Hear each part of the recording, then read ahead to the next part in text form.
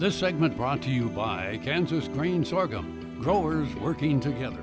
Find out more at kansasgrainsorghum.org. Welcome to Farm Factor. Up first, Kyle Bauer and Bob Dinneen discuss the evolution of the renewable fuels industry over the last 30 years. Hi, this is Kyle Bauer. I have the opportunity to visit with Bob Dinneen, and he is with the Renewable Fuels Association. Quite honestly, Bob, when it comes to Renewable Fuels Association, your name is synonymous with that. You've worked with them for a long time. Yeah, indeed. I've been there for almost 30 years now. When I started at the Renewable Fuels Association, the industry was producing about 600 million gallons. This year, we will produce more than 15 billion. So I've seen tremendous growth. I've seen tremendous evolution in the industry.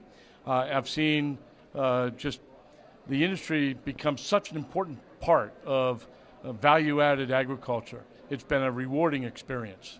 Well, and it's become a huge part of just public policy in general. Well, indeed. I mean, and many parts of public policy. It's not just about agriculture.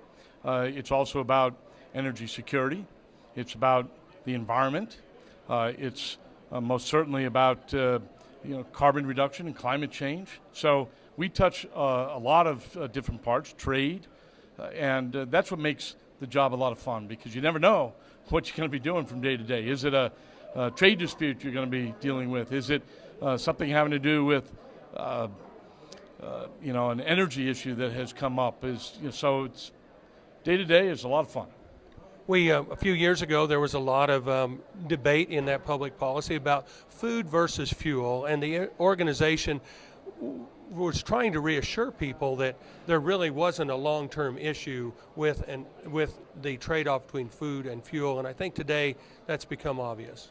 Well, thankfully it has become obvious. You're right. In 2012, when agriculture was going through one of the worst droughts in history, price of commodities obviously went up, and the food companies were blaming ethanol. They were blaming the renewable fuel standard that requires oil refiners to use some percentage of ethanol in their fuel. And they weren't blaming Mother Nature. And we were saying, oh, hold on a minute.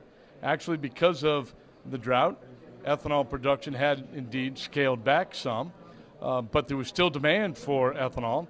It was still economic to produce. But more importantly, what they were missing is when we produce ethanol from a bushel of corn, we're just using the starch in that corn kernel.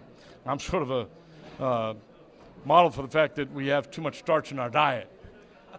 What is left behind, though, is all the protein, all the vitamins, all the feed value in that corn kernel.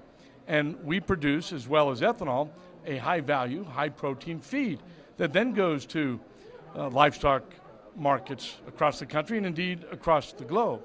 And we're not just taking the feed value from the corn and dumping it in the ocean. It still goes to a market. So there is no food versus fuel dilemma. We produce food and fuel. These days, as farmers are producing the single largest corn crop in the nation's history, it's a darn good thing that there is a value-added market like ethanol to take some of that corn, process it, add value to it, and create these markets for farmers.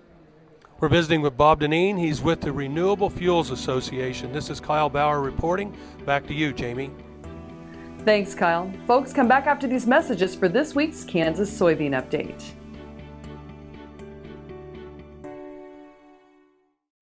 Valley Vet Supply is devoted to providing information and professional quality products at reasonable prices.